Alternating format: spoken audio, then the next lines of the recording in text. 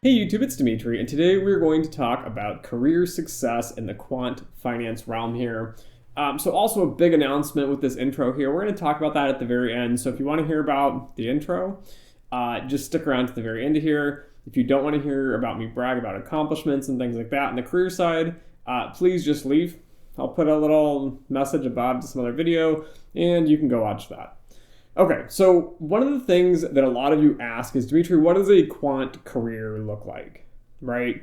What is, like, everyone wants this easy peasy step because there's so much, I guess, marketing and branding from the finance investment banking side where you simply have, analyst, associate, AVP, VP, SVP, and then like MD, right? That's kind of like the order they go through. The truth of the matter, though, for quant finance is not really that simple. You can start off on a variety of different titles. Every firm has a different title, and a lot of people start trying to weigh their success metrics based on where you are career-wise. And you'll see that here in some of the accomplishments I'm going to talk about. But I want to give you guys somewhat a, I don't know, not a checklist, but kind of some things that are high points for me in my career, things that you can think about and see, okay, these are like things that would be good to accomplish, things that are nice to have, things that are nice to kind of pat you on the back. And realistically, there is not a quant ranking, right? So let me just lay that out real quick. You could be the world's best and brightest quant. You could be the world's, highest paid quant with the best title ever. And a lot of times, no one will know who you are. You fly under the radar. That's it. Senior executives, Ray Dalio runs like one of the biggest quant firms. And you can talk about, Simmons, and you can talk about all these different people. And they run big hedge funds. They're famous because they've already made it to that point as a success point, right? But even when they were doing quite well beforehand in their early careers, right, nobody knew who they were. No one was putting in the time. I mean, Ray Dalio is not a quant himself, but again, he runs a quant firm. So there's not really a lot of metrics here. Even when you're doing stellar and like you're a rock star in the quant world, a lot of times no one's going to know who you are. It's just going to be the firms that basically have worked with you in the past, or it's like somebody that knows somebody. And so it's like they kind of heard of you, right? It kind of keeps you, in this realm here. But this is important also for taking jobs. So you need to know your value and you need to know what you're worth. And you'll see that in a second because you're the only person that's going to know that. When recruiters reach out to you, so me, for example, I have a higher title right now. And people come in and say, oh, Dimitri, I've got this analyst role, right? It's great. It's at this amazing bank. And they start telling you, it's like, yeah, you didn't even look at my resume as a recruiter and see, my LinkedIn account. Like, that's way beneath me. So anyways, let's just dive on in here. These are going to be a list of things that I've accomplished, not necessarily goals, but things that have kind of happened to me, things that have been, things I look back on as kind of those high points in my career so far. But let's just dive on in here. Okay, so the first one here is going to be walking away from a job and leaving with my team. So what do I mean by this? So I quit a job. It's kind of sad, right? I really enjoyed working there, but it's time for me to move on. And so I remember just leaving that day. My boss threw kind of like a dinner, afternoon happy hour thing for us. And I remember just leaving and all of my colleagues on my team like patting me on the back and said, we're going to miss you. It's been a great time. Best of luck in your job. We all left together and actually gave one of my colleagues a ride home. But it was just this really nice feeling to have like your team around you and still supporting you after you even left. So that was just kind of a big moment for me. Another one here is going to be having a CEO call me twice after my 2 weeks notice here. So I quit a job and I was like, okay, I'm done with this. This is my 2 weeks notice. And then the guy, my manager at the time, was like, all right, that's fine. Right, when's your last day? They took down all the information. And then I was riding the train home that night and I get a call. And it's like, this is so-and-so, the CEO, and I'm like, yeah, I know who you are. He's like, Dimitri, you're making the biggest mistake of your life. You cannot leave. This is going to be the biggest opportunity you're ever going to get. This is going to make or break. We have to have you on this team. This is going to make it. What do you want? Which, trying to sweeten the deal and put in a bunch of other stuff around it. We'll do all this stuff for you. And I'm like, no. Like, I've made up my mind. This is exactly what I want to do. I've really enjoyed working here, but, I'm done. This is kind of the end of it. And then the next day they called me again and they said, Dimitri, the team can't live without you. We absolutely have to have you. We'd love to keep you on this and this and this project that you've been working on. That's great, but we'll do anything to keep you. Anything. Just tell us how much money we have to pay you. Tell us what projects you want. It's fine. We will bend and break, just to make it happen to keep you on the team. And like, it's done. I've already made up my mind. I'm moving on. This is just not going to work for me. And I explained why. And they just took it really personal. They, kept emphasizing this is the biggest mistake of my career. But having a CEO call you and basically tell you, like, this is, like, they have to have you, this is the end of it, like, that's pretty great. I don't know. I'm not going to go into the details of the situation itself, but that was just a really big pat on the back of, like, I'm doing things right. I'm making the impact. I'm driving the business. For me, right, I'm doing what's best as a quant, and that's really paying off, and it's being noticed even up the chain in senior management. The next one here, so this is not really an accomplishment, but it's going to tie into the second part of this here. Working in validation and an internal audit. So I've worked in both sides at multiple firms, both in consulting and at actual banks. And in consulting, I've worked across many banks as well. So this isn't necessarily a specific firm, but being someone both on a model validation or model internal audit team, you essentially review models, and a lot of times you end up failing models, which is not a good thing. But essentially, it is a good thing from a validation perspective because you are catching crucial mistakes, right? You don't want to fail models just because, I don't know, you're just going to be a dick. Also, on the development side, the opposite of this is you want to pass and build as many good models as possible. And another metric of this is how long your models are going to actually last. So kind of a 2-point here. In model development, I had one of the longest lasting models that was used in production in an area that had high fail rates for models. So for me, on a model development side, like, big thumbs up. I was excited that it lasted longer than expected. From a model validation point, I have one of the, highest fail rates for models. It's nothing to brag about, guys, but it really shows that you're catching the mistakes, you're making the improvements, the models are being done more accurately, more correctly. And a lot of times when you have a fail, it's something super crucial and serious, and you get a lot of support, again, from management and other people that are analyzing the problem. But again, both validation and internal audit sides, I've had it on both. But you want to see those improvements in the bank, and a lot of times that's driven by your validation teams and your internal audit, as they're the ones that are kind of catching stuff and trying to make slow improvements over time to your development team. So for me, that's kind of a big thing, just kind of seeing how both working on development, internal audit, and validation, I've consistently been one of those key leaders in every role I've been in. The next one's going to be kind of a personal goal here, which is physically working on Wall Street and living in New York City. So I actually worked on Wall Street in New York City, right on the water. Had a great view and everything in the office. Pretty good time. For me, that was just a personal accomplishment, right? Coming from the West Coast, wanting to work on finance and Wall Street, having the trading dream and everything. Just working physically on Wall Street, which there are hardly any banks left, but working on Wall Street, seeing the water, right? We'd watch, I think it was President Obama would fly in and out when I was there. That was just amazing. So living in New York, being in New York, working specifically on Wall Street was a huge accomplishment of mine. It's something I think that's rare to see, especially now in kind of the modern times. As many firms just aren't in New York City anymore, aren't in Wall Street anymore. They've all moved to Midtown or Jersey or, all the way across the country. So for me, that was just a big accomplishment. The next goal here, the next kind of accomplishment has been turning down offers at top 5 banks for SVP roles. And then also being interviewed for CEO position at a hedge fund in New York City. Again, tiny firm. My skill set, both on the business side and the quant side, aligned just so perfectly that I was actually interviewed to be a CEO in New York City at a hedge fund. Again, also having recruiters call me, trying to convince me on many calls to take a job at a top 5 bank globally, to be an SVP. Big thumbs up here. Those exciting things. Again, looking at cultural fits, for example, guys, is important. You don't just jump job to job because, the title seems fancy, or it's the same title but at a bigger bank, right? Or maybe the money's a little bit more or less, right? You do it for a variety of reasons, and looking at culture, compensation, a bunch of factors, I'll go into that. But just being considered for those, having them come after me, and not just being a single quick call, but having a few conversations with them, trying to figure out how to make things work. That's kind of a good, achievement in itself, that you're working in a level that you want to be in. You're kind of working at that apex part of your career. Okay, so the next one here is being asked to attend meetings for your expertise, and also having an old colleague who runs a team call for technical advice.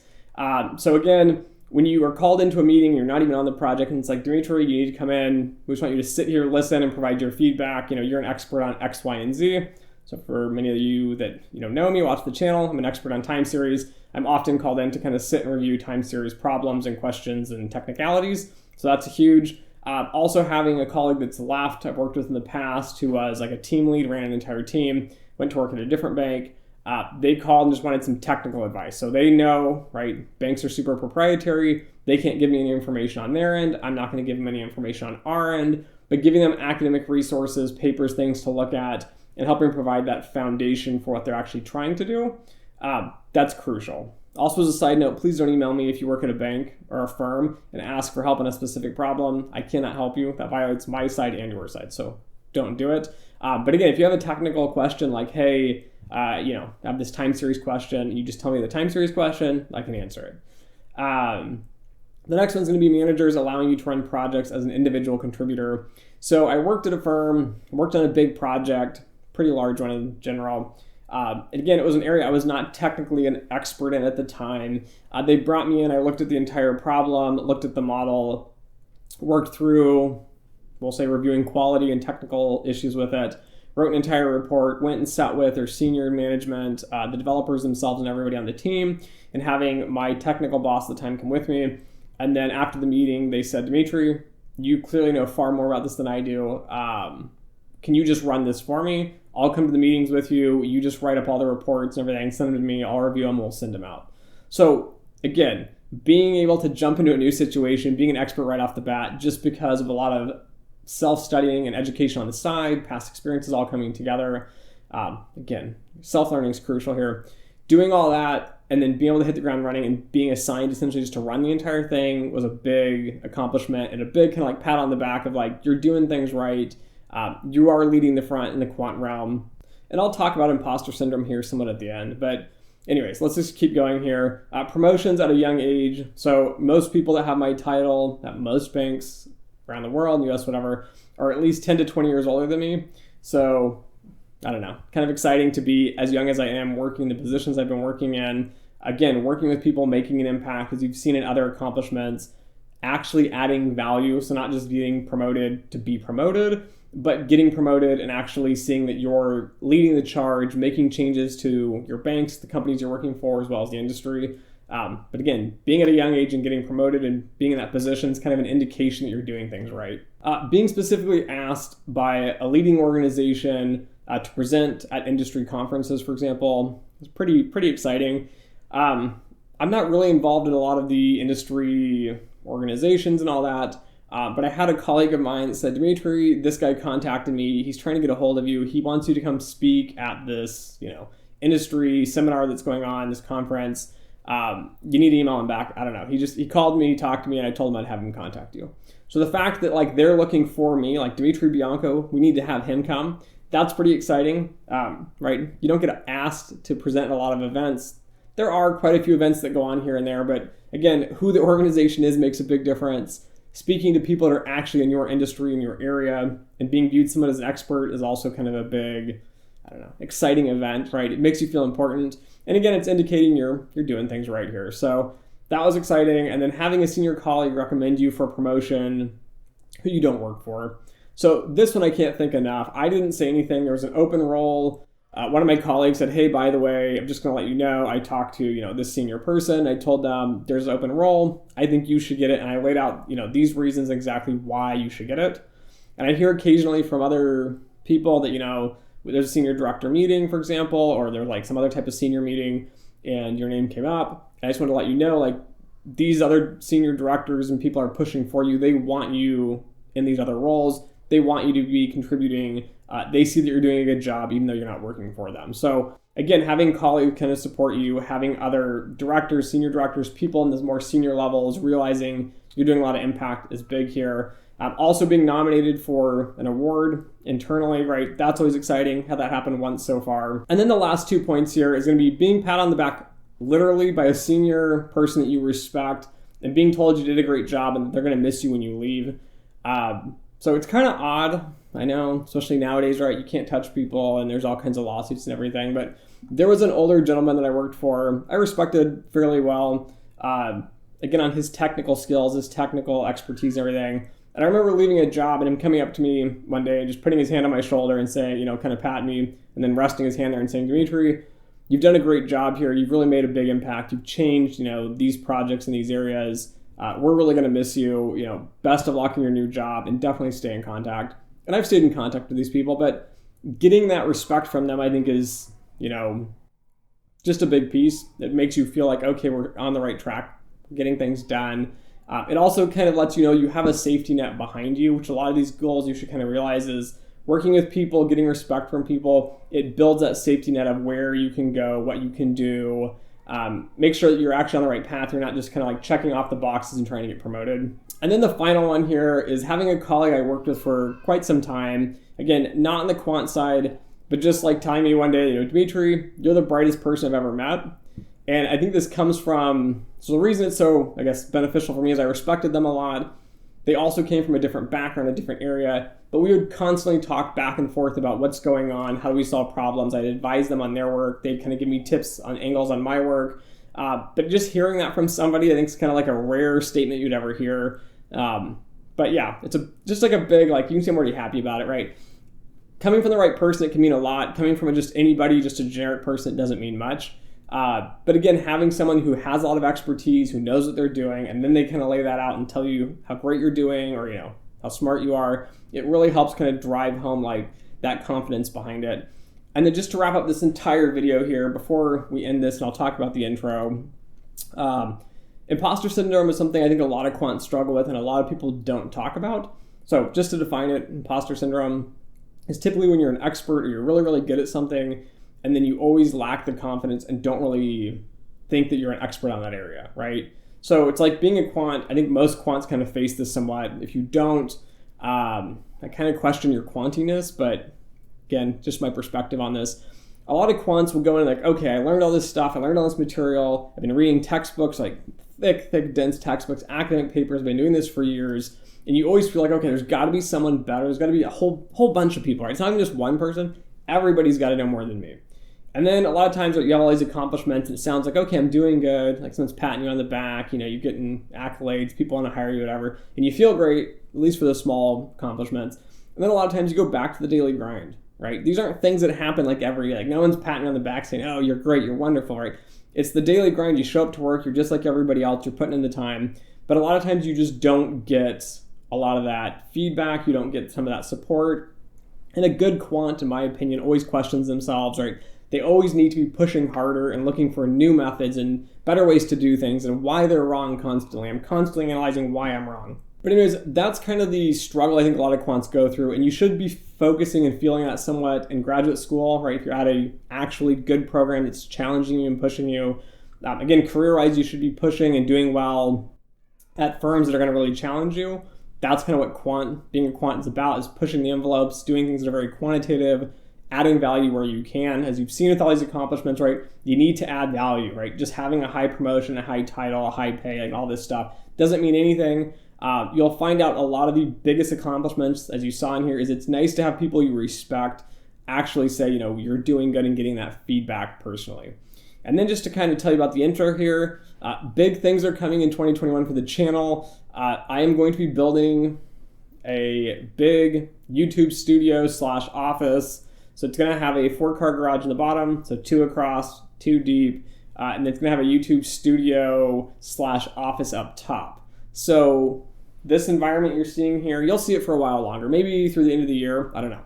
Depends how long it takes to build this whole shop. I am actually building the vast majority of the shop. We have someone coming to pour concrete, foundation. Today I just ordered about $5,000 in stone and brick. I'm going to do all the brick and mason work on the outside, doing the framing, doing the roofing. I got somebody else coming in to do the electrical, do all the finishing work and all that. So it's coming, right? The big things are coming. The car in the beginning of the video is another project of mine. That will get moved, as long as a lot of the junk you see in that opening clip, it'll get moved into my actual shop. It'll have a woodworking shop, a mechanic shop, a spray spot, a welding station, and everything. I'm gonna rebuild that car from the ground up. But I'm super excited to announce to you guys that we are going to be doing a new studio. We're gonna be moving, bigger, better place here. Again, this comes from my day job. This does not come from my YouTube earnings. But anyways, thank you guys for watching, and as always, until next time.